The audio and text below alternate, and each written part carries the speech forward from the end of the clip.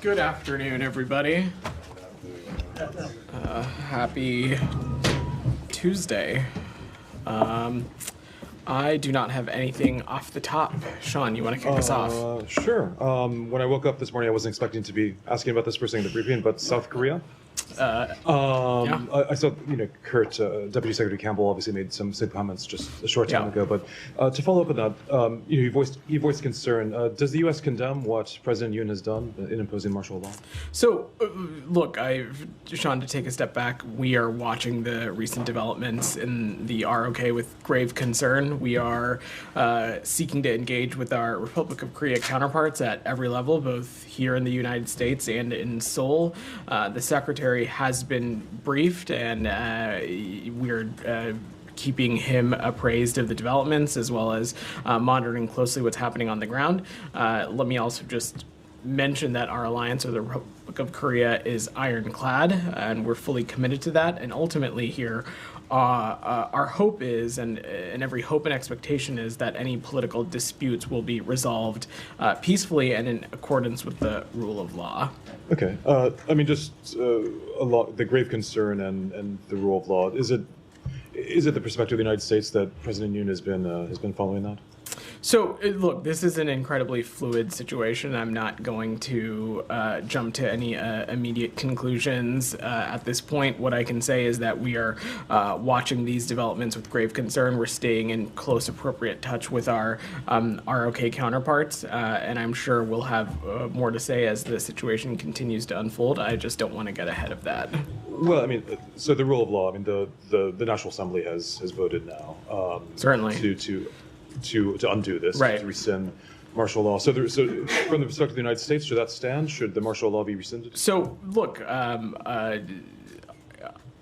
every country, of course, has its own rules and laws and procedures. I'm certainly no expert in South Korean law, and certainly how the South Korean legislature works and what the ins and outs are of that. But certainly, it is our hope and expectation that the laws and regulations of a particular country are abided by that particular country. Does that include the National Assembly vote? That would be the case as well. But again, I'm just not going to get ahead of the process here.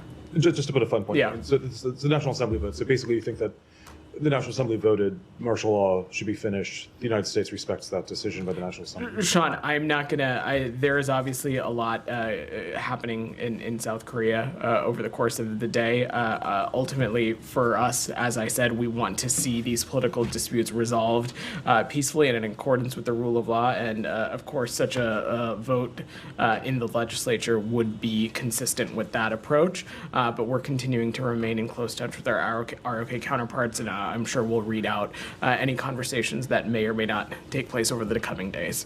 Just a couple more things. Has there been any conversations directly with President Yoon, not necessarily from the Secretary, but with President Yoon? I have no conversations to read out with President Yoon. We are continuing to seek to engage our ROK counterparts, but I don't have any calls to read out. And maybe taking a step back, President Yoon was invited to a state dinner last year. In March, he hosted the Democracy Summit, which of course is a signature issue for the outgoing president, for President Biden. Yeah. Were there concerns voiced in the past, or does this take the U.S. completely by surprise, or were there concerns voiced in the past about? Sean, I'm certainly going to keep private diplomatic conversations as that. I'll keep them private. I think what I can say is that we were not notified of President Yoon's announcement in advance. But beyond that, I think the important thing to remember, Sean, is that ultimately at the crux of this is not, President Biden, President Yoon, these two specific governments. What this is about is the broader strategic relationship and the broader strategic partnership that we have with the Republic of Korea. And that alliance, as I said, is ironclad. There continues to be, in our point of view, a lot of important work that we want to continue to do with the Republic of Korea. This incident, of course, as I said, we are continuing to watch with grave concern, and we will continue to follow developments developments on the ground very closely, but our commitment to the Republic of Korea and our alliance continues to be strong and ironclad. And as I said, they continue to be a vital partner in the Indo-Pacific, and I'm just not going to get ahead of this. Sure. Just one final one. Yeah. But to put a point on that, I mean, the National Assembly vote. I mean, do you want President Yoon to respect that? Do you want the military to respect that? As you heard me say, Sean, that we want this to be resolved peacefully in accordance with the rule of law, and certainly the legislature voting to pass something would be consistent with the law of that country. Certainly. Daphne, go ahead. You mentioned several times conversations that are taking place. Can you give any more detail on who's having those conversations? I don't. I'm not in a place to get more specific beyond that, beyond just saying we're continuing to seek to engage our counterparts both here in the United States, but also in Seoul. And should we have any calls or meetings to read out, we'll certainly do that. Do you expect the Secretary to have any calls? I have nothing to preview right now, but as I said, the Secretary has been briefed on this, as has been others on our team, and we're continuing to pay attention and monitor the situation closely. And what's the message been from the administration in these calls? Again, I'm gonna keep private diplomatic conversations private. As you just heard me say to Sean's question, we're watching these recent developments. We're watching them with grave concern, and we're seeking to engage our counterparts in the ROK. I've got some questions on Lebanon, but I don't know. Well, I'll come back to you, Daphne. Go ahead. Just wondering, the U.S. ambassador to South Korea put out a statement on X encouraging American citizens in South Korea to monitor local news sources. And that's been, as far as I can tell, the only kind of security alert that's gone out to U.S. citizens. And that came several hours after martial law was declared in the country. Was there a reason for that delay? Is more guidance coming? Well, this is, Shannon, as you know, an incredibly fluid situation. And let me just say broadly that we have no higher priority than the safety and security of our citizens, especially those that are overseas. I don't have any updates on the travel advisory or anything like that to offer from up here. The travel advisory warning for the ROK continues to be a level 1, which is exercise normal caution. But that being said, the ambassador is absolutely right, and that we would encourage American citizens to enroll in Smart Traveler. That is the best way to stay in touch with the embassy and to stay in touch with the department as the situation develops, and that's the best way to stay up to date on additional information. We also have a 24/7 hotline for U.S. citizens to use in emergencies, in which they can get in touch with our embassy in Seoul. We plan to issue regular updates on the situation via the embassy website, and as the ambassador said, we encourage citizens to monitor not just these channels that I mentioned, but updates from local law enforcement and otherwise, and we'll, of course, update our citizens appropriately. And taking out the events, would you typically expect to be notified that an ally as close to South Korea was going to declare martial law ahead of time? So I'm just not going to speculate on what should or may not happen in these kinds of situations. What I can just say is that in as it relates to this incident, we were not notified of President Yoon's announcement in advance. Is to draw a parallel to Kenya, another government where the leader was honored with a state visit by the Biden administration, and then later saw some allegations of democratic backsliding over the summer. In the State Department's engagements with Kenyan leaders at the time, the State Department said it was encouraging them to honor all constitutional rights, including the right to peaceful assembly. In your conversations with South Korean counterparts, are you reminding them of the right for its citizens to peacefully assemble or other similar human rights? Certainly that would be a message that we carry with any government in which we have a bilateral relationship. Of course, that would be also true in our engagements with a partner like the Republic of Korea. And as I said to Sean, I'm not going to read out private diplomatic conversations, but we are reiterating again that it is our hope and our expectation that any political dispute be resolved peacefully and in accordance with the rule of law. Sorry, Nikki. My bad. Go ahead. Yeah, thank you. So has the United States received specific threats from North Korea in the past 24 hours or in the past few days? I have no threat assessments analysis to offer as it relates to the DPRK in the context of this. So does the U.S., how does U.S. assess this unsurprised declaration? Is that mainly focus on domestic? I don't have an assessment to make, Nike, and as I said to Sean, we are watching these developments. We're watching them with concern. We're seeking to engage our counterparts with the ROK, both here in the United States as well as Seoul. We are also undertaking a number of steps, as I laid out to Shannon, about ways in which we're supporting American citizens and making information to them available as it relates to this. But beyond that, I don't have any other updates. Again, I will just echo that our hope and expectation is that any political disputes be resolved peacefully and in accordance with the rule of law. And finally, I know you just talked about the travel advisory. Can you talk about the personnel and security posture within the U.S. Embassy and with the U.S. military there? Well, we certainly wouldn't speak to some of those things in detail, just given the safety and security of our facilities and our personnel, but I don't have any changes to announce.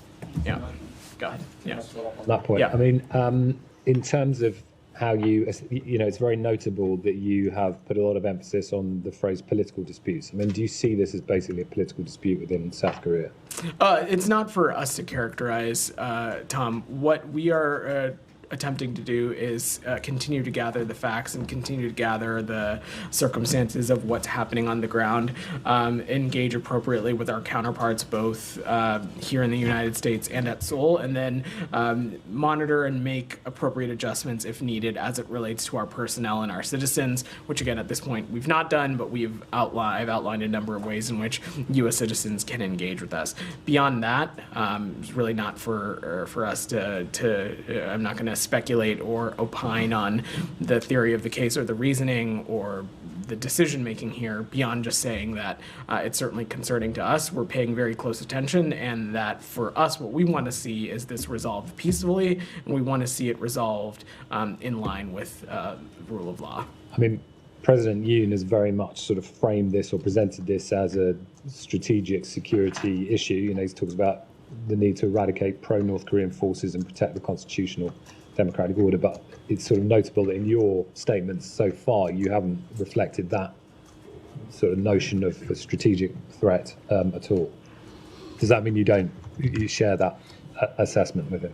So look, certainly when it comes to the Korean Peninsula, I'm sure that any number of U.S. officials could spend a lot of time talking about the destabilizing force and presence that the DPRK is, and the long litany of reckless and destabilizing actions that we've seen the DPRK undertake, not just over the course of this administration, but many years beyond that. As it relates to this incident, though, specifically, it's just not for us to draw any kind of conclusion or to particularly link those kinds of things. For us, what we are focused on is assessing the facts, paying close attention to the situation on the ground, making appropriate adjustments if needed as it relates to our consular posture, but beyond that, engaging with our ROK counterparts, and then ultimately wanting to see this be resolved peacefully and in accordance with the rule of law. Yeah, go ahead. Second Times from South Korea. So under the emergency martial law, if some military action happens, then what is the role of U.S. forces in South Korea? So look, as it relates to defense posture and the posture of our personnel, I know my colleague Major General Ryder is going to be briefing later today. I believe I will leave it to them to speak specifically about DoD personnel and our service members in uniform. As it relates to our diplomatic facilities, as I said to Shannon, there's been no change in our posture. We have outlined a number of ways in which American citizens can stay in touch with us, and we'll offer updates through those channels should we need to. But broadly, I will reiterate again that our alliance to the ROK is ironclad, and we continue to be committed to that partnership. Saeed, go ahead. On this, No, I'm okay. changing. Let me just make sure there's nothing else on the region. Go ahead, Jaleel. I have a strong suspicion this is not on the ROK, but I'll humor you. Similar kind of Okay. situation. Is this on the ROK or not, Jaleel? Yes, it's regarding the martial law in ROK. Okay, go ahead. Yes. Go ahead. So in their martial law, they have declared one of the reasons for declaring this is because of the internal conflicts and their parliament members' relationship with the anti-state, which they refer to as North Korea, right? So Pakistan also has the same situation. And Jaleel, this is not on the ROK. I will come back to you to ask your off-topic question. Okay. Go ahead, Jackson. Thanks, Vedant. So does South Korea's deflation affect U.S. assistance to the country? Sorry, can you repeat that? Does what's happening in South Korea, does it affect U.S. assistance to the country? So, as I said a number of times at this point, our alliance with the ROK is ironclad. Our partnership to the ROK, we remain committed to that. The emphasis that this administration particularly has put in strengthening our partnerships and alliances in the Indo-Pacific, that has not or does not change either. This continues to be a priority for us. On this specific situation, as I said, we are monitoring the situation. We continue to have grave concerns over some of these developments, but ultimately, it's our hope and expectation that this is resolved peacefully in accordance with the rule of law. And will the martial law matter affect the fact that the ROK falls under our nuclear umbrella? I'm just not going to speculate on what the causation there could be. Anything else on the read? Go ahead. Yeah. This is one of the hypothetical situations, but if this martial law situation continues and is not does not ends like quickly, then do you think that this will affect coordination between the two allies on North Korea and other issues? So that is certainly a hypothetical question. I don't want to engage in hypotheticals, so let me just say this, that again, our commitment to the ROK is ironclad, our alliance to them and the partnership that we have with them, and the emphasis that we over these past years have placed on strengthening our ties in the Indo-Pacific, including with partners like the ROK. As I said, there continue to be a number of key priorities between us in our bilateral relationship. Certainly at the crux of that is the complete denuclearization of the Korean Peninsula. That has not changed, and we continue to have partnership with them on a number of other key areas. I do not expect, I don't have anything to preview on how that may or may not change. What we're focused on right now is continuing to gather the facts, monitor the situations on the ground, and expect that this to be fully resolved peacefully and consistent with the rule of law. Go ahead. Thanks. Let me get to, I'll come back to you, Sean. Yeah, go ahead. Just follow up on your Nike's question. You said that you had no threat assessment. So you don't see any changes of North Korean forces posture in the last few hours? I wouldn't speak to that kind of assessment from up here. Sean, go ahead. Just briefly, follow up on the previous question. Yeah. South Korea obviously in recent weeks has been speaking a lot with Ukraine about arms. Yeah. In light of the situation with the North Korean troops. I mean, obviously it's just been a few hours, but is it the U.S. assumption that that type of dialogue can continue between Ukraine and South Korea, or is this going to be? I mean, Sean, I think you kind of answered your own question. This being just a couple of hours old, I'm not going to draw any conclusions as it relates to broader foreign policy implications on this incident. Yeah. Leia, go ahead in the back. Yeah. Has the U.S. been in contact with Japan or any other allies about this situation? So we're continuing to, I don't have any specific calls to read out, but of course part of this is maintaining close communication with other regional partners as well. I don't have any specifics call to read out, but that's of course a priority for us as well. In the back, in the red. Yeah, go ahead. China. Is it related to gallium and germanium bans? Were you anticipating the export ban from China? Is there any strategy to deal with it in the coming future, as it's both dual-use military and civil application? Let me see if I can have the team follow up with you specifically on that one. Okay, I'll come back to you, Saeed. Did you have something on? Okay, go ahead. Then I'll come to you, Saeed. I promise. Go ahead. I'm from South Korea, SBS. You said repeatedly you hope all political disputes will be resolved peacefully. Then the Department of States believe that President Yoon declared the martial law due to political reasons? I'm not here to offer an assessment or to draw a conclusion on the reasoning behind such a decision. That's certainly not for us to speak to. What I'm speaking about is what the United States efforts have been as it relates to this, which, as I said, have been, one, trying to gather as much information as we can, continuing to monitor the situation on the ground. We are monitoring these developments, as I said, with serious and grave concern. On top of that, we're seeking to engage our counterparts both here in the United States, but also in Seoul as it relates to this, and ultimately want to see this resolved peacefully and in accordance with the rule of law. I'm not going to make an assessment or a conclusion on the reasoning here. And when did the U.S. government receive the notification from the South Korean government about the martial law? As I said, I think in answering Sean or Daphne's question, we were not notified in advance as it relates to President Yoon's announcement. Yeah, not advanced, but when? When get the notification? Just so the We news- were not we were not notified in advance. We were not notified in advance. Beyond that, I'm not going to get into the specifics of our private diplomatic conversations, but we were not notified in advance of President Yoon's announcement. So the U.S. government also noticed the martial law from the news? We were not notified in advance.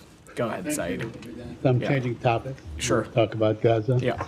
Well, according to the New York Times, Israel is building a base or bases in central Gaza, which is an indication that they are there to stay. Do you have any comment on that? Is the administration able to do anything to undo this or to make sure that this does not happen? Said, I've seen those reports, and I will leave it to the Israeli government to speak to their veracity or not. Certainly would not be for us to speak to, but on that site, if they are true, certainly they would be inconsistent with a number of the principles that Secretary Blinken laid out in Tokyo about a year ago of what our viewpoint is when it comes to the region and the future of the region. So firstly, that would most certainly be the case. And I think key among them is that there cannot be any reduction in territory of Gaza.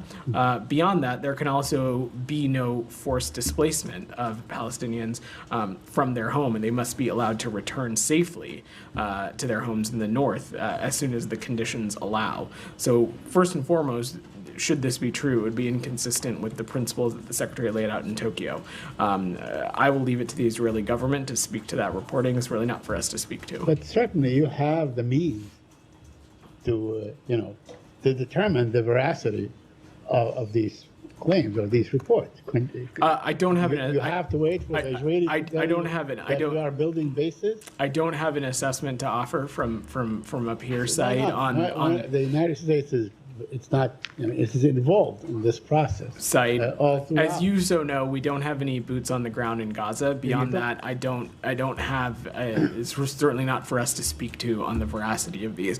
If they are, it would most certainly be inconsistent with what we want to see for the region, and certainly would be inconsistent with the principles that the Secretary laid out in Tokyo. And should they be true, it's certainly something that we will raise quite seriously with our partners in Israel. But I don't have an assessment to offer. Side. Vedant, this must be one of the most surveilled pieces of real estate anywhere in the world, especially by the United States and by its allies. You can't tell me you don't know what's going on in Gaza. Side. We, of course, know what's going on in Gaza. We, of course, are paying very close attention to what's happening in Gaza as it relates to this particular piece of reporting, which I'll just note comes from a media outlet. It's not any kind of government-to-government announcement or government-to engagement. I don't have anything else to offer beyond what I just said. Well, I tell you that Volker Turk, the chief UN human rights person, or chief human rights chief, Volker Turk, said, this is the darkest moment in northern Gaza. He's saying that, what is unfolding is a total disaster. It's a total catastrophe. And he's talking about, killing, displacement, destruction, lack of food, starvation, all these things, all the trimmings that are happening in Gaza. And he's calling on you as, a signatory to the Geneva Convention. He's calling on everybody, as a matter of fact, to do something that you are obligated under the Geneva Convention to actually do something. Why are you not doing anything? We are deeply concerned about the humanitarian toll in Gaza and the high number of civilian casualties, and we are continuing to press Israel to maximize and streamline the existing crossings and open more crossings to help further address the humanitarian crisis in Gaza. On top of that, we want to see an end to the war, and that's what we're trying to accomplish, and that's what we have continued to be engaged on for quite some time now, and we'll continue to work at this till the very last hour of this administration. Yeah, but being concerned and doing something are two separate Well, thing. Said, I'm sure there's a great deal of concern and there's a great deal of anger and frustration in this building, but we don't see any action. Respectfully, Said, I would take issue with that because over the course of the totality of this conflict, when we have seen things that are inconsistent with what we want to see for the region, when we have seen things that are inconsistent for what we want to see for Gaza, when we've seen things that are inconsistent with what we want to see for the Palestinian people, we've said so. Sometimes we've said so publicly. Every time we've said so privately, and we have raised this directly with our partners in Israel. And I needn't point further than some of the specific areas in which we have asked for remediation when it comes to humanitarian aid. I would point back to the first days of the administration in which it was the work of this secretary that really helped unlock the initial influx of humanitarian aid. And in the ensuing months since then, it is the work of this department and others across the interagency that has continued to push for the use of additional border crossings, the use of additional tactics to further enhance humanitarian aid. We have taken appropriate action. We'll continue to take action, as I said, till the very last hour of this administration when we see things that are inconsistent with what we want to see. So let me just, on this point, we saw the statement issued by Matt last time about the meeting with Dermer, between the Secretary of State Blinken and Dermer, in which he says, he talked about the need to end the war and the need to get the hostages home and so on. Now, at the same time, earlier in the day, we saw a statement by the president-elect basically threatening to, wipe out and make whatever happened thus far in Gaza to seem like a picnic. Those are my words, not his words. But, does that give you more incentive to do more things, and does it give it a sense of urgency to you that you got to do something and do it quick before the 20th of January?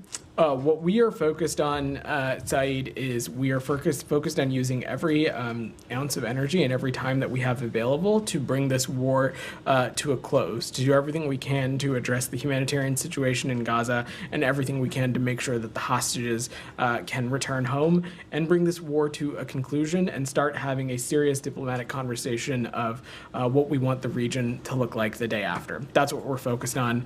There's only one president at a time. I will leave it to you all to ask the tough questions of the next administration starting on the 21st. But beyond that, I'm really not a spokesperson for them, so I will let them clarify whatever thoughts they have about the Middle East. The coming administration. I'm saying that give you, that make you feel an urgent. We are continuing to operate with the utmost urgency, and I think there's not really a public statement, whether it's from a former president or otherwise, that is going to impact that, because we are already operating at maximum urgency. My last question, I asked Matt yesterday on the killing of the World Central Kitchen employees, and yesterday that was happening. I guess that happened on Sunday. Yesterday, they killed, one aid worker from Save the Children. I mean, if this had happened anywhere in the world, if it was happening in Ukraine or anywhere in Africa, wherever it is, you would be outraged. Why is there not even a whimper, not even an outrage? We are, Said, we are not outraged. Even a statement saying you condemn this. Said, we are outraged, and we are wanting more information about this incident. We are concerned by that reported strike that killed the Save the Children aid worker in Khan Yunis. Our view is and has been that humanitarian workers must be protected so they can safely deliver aid, whether it be in Gaza or whether it be truly anywhere in the world. And as I said, the IDF needs to provide additional information about this incident. I'm not going to draw any conclusion on it until we have seen more information and are able to gather the facts. But broadly, we urge Israel to thoroughly and transparently investigate actions like these and take appropriate action in their system, including ensuring accountability for any violations within their system. Do you condemn the killing of aid workers by the Israeli army? side, we of course condemn the intentional the killing of aid we workers condemn the intentional killing of aid workers anywhere. As it relates to this specific incident, we have asked for additional information. I'm not going to draw any conclusion until that has happened. But of course, we are deeply concerned and troubled by this reported strike. And as you've heard me say, we think that aid workers need to be able to do their work, not just in Gaza, but in other places in the world. Jenny is patiently had her hand up. Go ahead. Has the new channel of the civilian harm mechanism that you guys established with Israelis met yet? It is not. When It will is that not. meet? I'm not going to offer a timeline on that. That's something that we're going to continue to work Matt towards. suggested it would be in early December. Is that still what you're tracking? Well, it's December 3rd, so I'm not gonna put a timeline on it, but we expect that to happen sometime soon. But I don't have a specific date to offer. And then there was a meeting on humanitarian aid for Gaza in Cairo yesterday. Who represented the U.S.?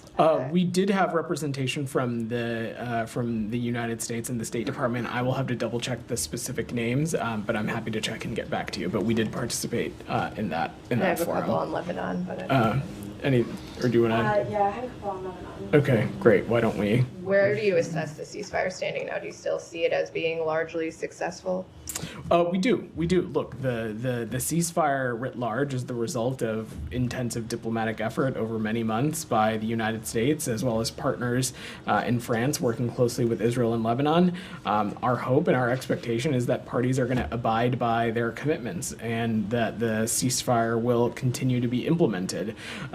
We are continuing to support that implementation. We're working on continuing to build a robust mechanism that assesses the parties in addressing violations. We're working to support the LAF and continuing to work closely with UNIFIL, and we think that kind of work is essential to that. 9 Lebanese were killed yesterday in Israeli strikes on Lebanon. Do you see this as a violation of the ceasefire? So there's a mechanism in place to address and speak to specific violations. On this specific incident, I don't know enough about the specific activity that took place to offer any kind of assessment, but in President Biden's remarks last week, he was pretty clear, and you saw the Secretary echo that if there is a direct threat to Israel's security, Israel has a right to defend themselves. But again, on this specific incident, I just don't have any assessment to offer. Do the Israelis have the right under the agreement or a side agreement with the United States to adjudicate their own assessments of violations and then act accordingly, or is it only direct threats? So I'm just not gonna offer Projectiles launched hours earlier. On this specific incident, I'm just not going to offer an assessment or draw some kind of conclusion on what would fall in the parameters of a violation or not. I think you saw the president speak to this pretty clearly, that if there's a direct threat to Israel's security, Israel has a right to defend themselves. If Hezbollah or anyone else breaks the deal or poses a direct threat to Israel, then Israel certainly retains the right to self-defense, consistent with international law, consistent with what any country would do if they're facing a terrorist group that was pledged to their destruction. But again, on this specific incident, I just don't have an assessment to offer on how it necessarily comports with that. And then last question, is the mechanism fully operational at this point? That is my understanding. Yeah. Go ahead. Netanyahu today said that Israel was committed to the ceasefire deal with with Hezbollah, but warned that it did not mean the war was over. What's your assessment of those comments? I'm not gonna interpret the Prime Minister's comments. I will leave it to you all to ask his office to do that. From our perspective, we are doing everything we can to make sure that the parties abide by the ceasefire. As I said in response to Jenny's question, we want this ceasefire to be implemented. It has been a product of months and months and months of work between the United States and France and other partners, and we are committed to supporting that. Of course, as part of that caveat, as I said to Jenny, that if Israel's security is threatened, it has the right to defend itself.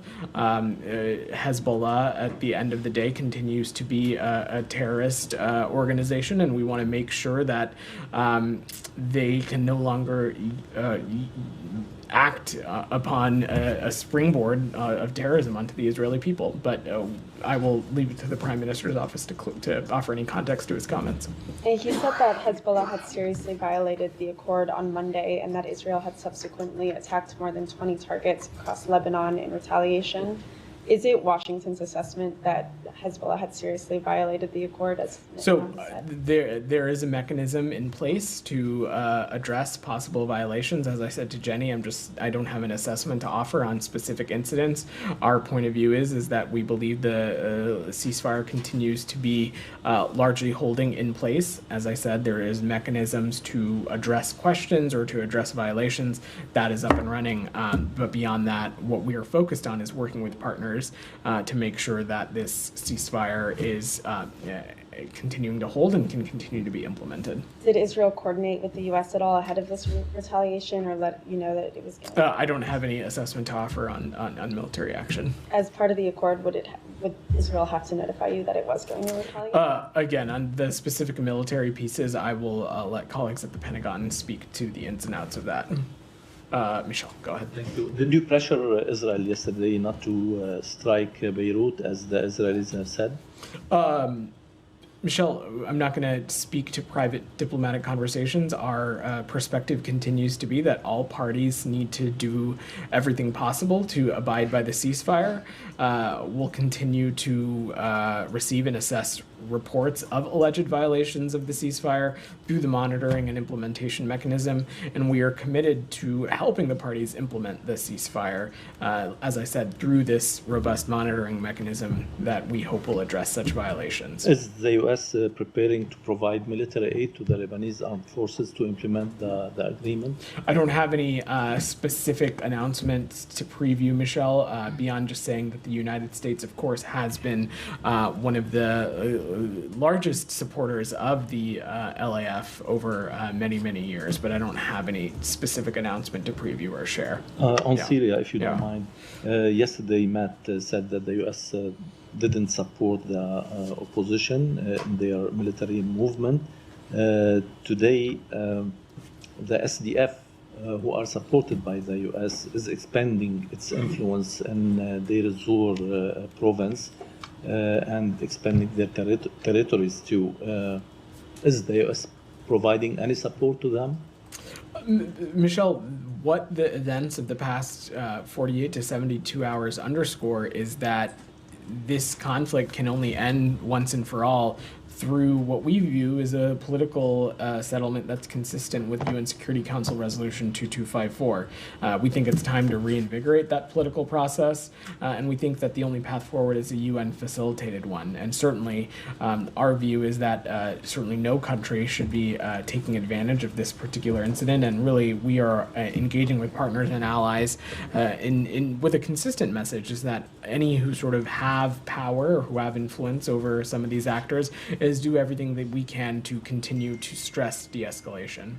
But the SDF, who are supported by the U.S., are expanding their territories, and they are part of the military action in northeastern Syria today. So again, our viewpoint continues to be that the only solution here is one that is Syrian-led, Syrian-inclusive, and reflective of the will of the Syrian people, and that would be one that is in line with UN Security Council Resolution 2254. And finally, on Iraq, do you have any updates on the waiver on Iraq to import energy from Iran? Sure. On November 7th, the department did renew Iraq's electricity waiver for the 23rd time since 2018.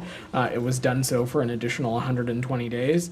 We remain committed to reducing Iran's malign influence in the region. Our viewpoint is that a stable, sovereign, and secure Iraq is critical to these efforts.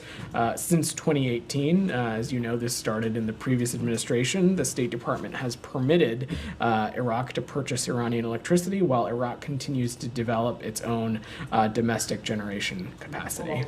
Yeah. Thank you. Go ahead. Yeah. Have you seen any progress from the Iraqi government to step up towards energy independence from Iran? Because there are reports that even Iran get $1 billion a year from Iraq since Prime Minister Soudani took office in 2022.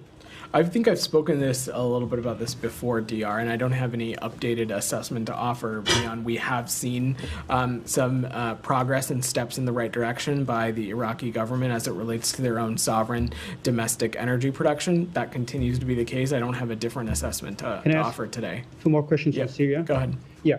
Today, the Iraqi Prime Minister Office issued a statement, and they said that Iraq is not stand and monitoring the situation in Syria, but they will exert all efforts to preserve the security in Syria and in Iraq. How do you see this statement from Iraqi Prime Minister? So I'm not going to draw any particular conclusions from that statement, DR. What we are telling partners in the region, what we continue to echo is that from our viewpoint, from the United States viewpoint, the only solution is a UN-led one that is consistent with UN Security Council Resolution 2254. I expect that there is actually going to be a UN Security Council resolution on this later today, and we want every country doing everything they can in their power to de-escalate. We don't want to see tensions escalate at such a fraught time. And lastly, on humanitarian situation in Syria.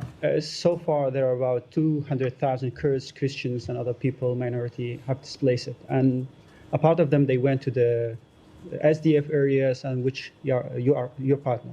And I've learned that the SDF and Syrian Autonomous Administration have reached out to you, and they are seeking help to addressing the humanitarian situation in Syria. Are you offering any support in this regard? So look, offering appropriate humanitarian assistance is of course vital, and we think that is critically important. We have for many years now been a important and a robust provider of humanitarian aid to those impacted regions. I don't have any specific announcement to offer as it relates to today, but we are just continuing to monitor the situation, and we'll take appropriate steps if we need to. Willie, go ahead. Thanks, Vedant. Yeah. Earlier you mentioned that under the ceasefire, Israel retains a right to defend itself. I mean, does that same right transfer to the Lebanese state? I say this because Israel's new defense minister today said that if it fails to deter Hezbollah from attacking it, the Lebanese government will not be immune from attacks in the future. So I think you're asking me to again speak to a hypothetical, which I'm just not going to engage on. Is there something in the ceasefire that says, if attacked, the Lebanese state has the right to defend itself? So, at the crux of this, of this long conversation that we've been having as it relates to northern Israel and southern Lebanon has been UN Security Council Resolution 1701. And at the center of that is this notion that Hezbollah will withdraw to north of the Litani River, and that likewise Israel will return to south of the Blue Line back to Israel. But I think to just pressure test your question a little bit, I don't think that there is a desire from Israel to invade or attack the Lebanese people. What we were talking about is specific acts or incidents of self-defense. Again, I'm not going to... It's still killed 12 Lebanese. Certainly I'm not trying to minimize the impact on Lebanese civilians, but I just don't have an assessment to offer on some of these specific incidents beyond just saying that as it relates to the ceasefire, there is a mechanism in place to address violations, and ultimately at the crux of this, Israel, if it is threatened or if its security is violated by Hezbollah, by a terrorist group, they certainly have the right to their self-defense. But it's a chicken and the egg. Does Lebanon then not retain that same right? If they are... Okay. Let's say Israel is the aggressor. Again, we are going down a slippery slope of hypotheticals. It's not that hypothetical. It is a bit of a hypothetical because on one side we are talking about a terrorist group that, as part of its mission statement, has the destruction of Israel stamped at the center of that. And on the other side, you have Israel, a sovereign democratic state. That has invaded is Lebanon three times. Part of what we are talking about and part of this ceasefire is for Israel, at the crux of 1701, is to withdraw to south of the Blue Line. I think these situations are not totally comparable, but I really appreciate you trying.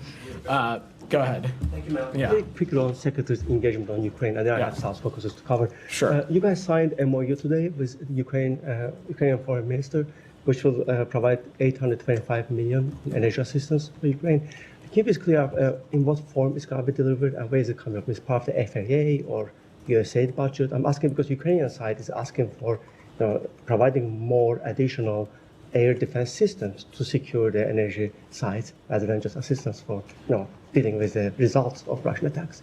So in terms of the budgetary line item, Alex, I don't have a specific steer for you, but of course what I would say is that this is another long step of ours in doing what we can to make sure that Ukraine can continue to stand on its own 2 feet. Ultimately, the end goal here, Alex, and you've heard the Secretary talk a lot about this, is making sure that Ukraine can stand on its own militarily, economically, and it can continue to grow and be part of these Euro-Atlantic institutions. But I'm happy to check specifically if we have some specifics on the budgetary information on Thank you so much. that. In terms of delivering that, is there any sense on your end that there's time ticking here? Sorry, can you repeat that? The time ticking here. You have less time to deliver 825 million on energy assistance. We continue to work around the clock to do everything we can to find ways in which we can continue to support Ukraine. As you probably saw, Alex, that as part of the surge in the security assistance that the president announced in late September, the U.S. is providing another significant package of urgently needed weapons and equipment to our Ukrainian partners as they continue to defend against Russia. This additional assistance is being provided under Presidential Drawdown Authority, and it's valued at approximately $725 million. It includes a whole litany of systems and capabilities that we think will continue to help Ukraine defend itself. Thank you. Moving to the South Caucasus, Azerbaijan arrested a leading human rights defender, I should say one of the last remaining defenders, Rifat Safarov, today. And they report that he was supposed to be Secretary's Human Rights Defenders Awardee next week. So do you have any reaction to this arrest? We're deeply concerned by reports that human rights defender Rifat Safarov has been detained in Azerbaijan. We're closely monitoring this case. It's imperative that human rights defenders everywhere are able to conduct their work without hindrance and free and fear from retribution. And we continue to urge Azerbaijan to release all of those unjustly detained and to cease its crackdown on civil society, including human rights defenders and journalists.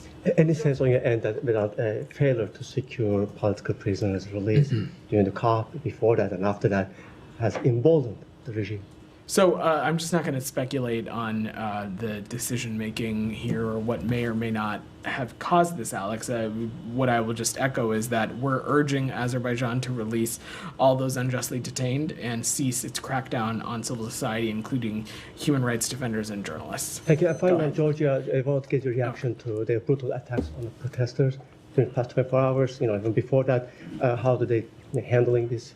Well, Alex, we condemn the excessive use of force by police against Georgian protesters seeking to exercise their rights to freedom of peaceful assembly and expression, including their ability to peacefully protest. The U.S. is deeply concerned by reports of the detention and assault of journalists, and recognizing that a free press, we believe, is a cornerstone of a democratic system. We're continuing to call on all sides to ensure protests remain peaceful, and we are urging the Georgian government to strictly respect the rule of law, human rights, and fundamental freedoms. But when you say all sides without... I'm gonna work the room a little bit, Alex. You've gotten three. Go ahead. When is the right time for you to impose the sanctions on the person who has organized this massive violence in Georgia? And I'm speaking about the founder of the Georgian Dream Party. So, look, I'm not going to preview or speculate on any actions the U.S. may or may not take. What I can say, what we're focused on right now, is engaging with the Georgian government and emphasizing to them the strong responsibility they have to respect the rule of law, respect human rights, and respect fundamental freedoms, which we continue to believe are the foundation of Georgia's own Euro-Atlantic aspirations. Go ahead. Thank you so much. In Bangladesh, British MPs Barry Gardner and Priti Patel released concerned in the UK Parliament over violence against Hindus in Bangladesh, highlighting over 2,000 violent incidents and calling for urgent government discussion with Bangladeshi authorities to ensure protection, law and order, and freedom of religion for minority communities. Are there any plan to address this concern through diplomatic and policy measurement from U.S.? So we are consistent with every government in which we have a relationship with. We are clear that there needs to be the respect of fundamental freedoms. There needs to be respect of religious freedom and basic human rights. Any kind of protests should be and need to be peaceful, and that any kind of crackdown, not even crackdown, that governments need to respect the rule of law. They need to respect basic human rights as a part of that, and that's something we'll continue to emphasize. And definitely, you already know that Chinmay Das Brahmachari, the leader of ISKCON in Bangladesh, also Tulsi Gabbard, proposed director of U.S. National Intelligence, is the member of ISKCON.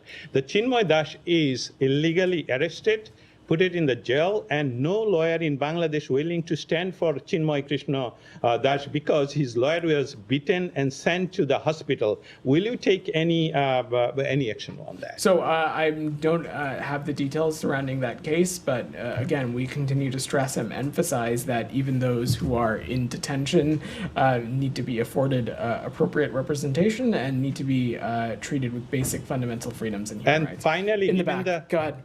Yeah, thank you. Go ahead. Yeah. Thank you. A couple questions on Gaza. Number one, reports are circulating that Hamas and Fatah are closing in on an agreement to select a committee of supposedly politically independent technocrats to administer Gaza.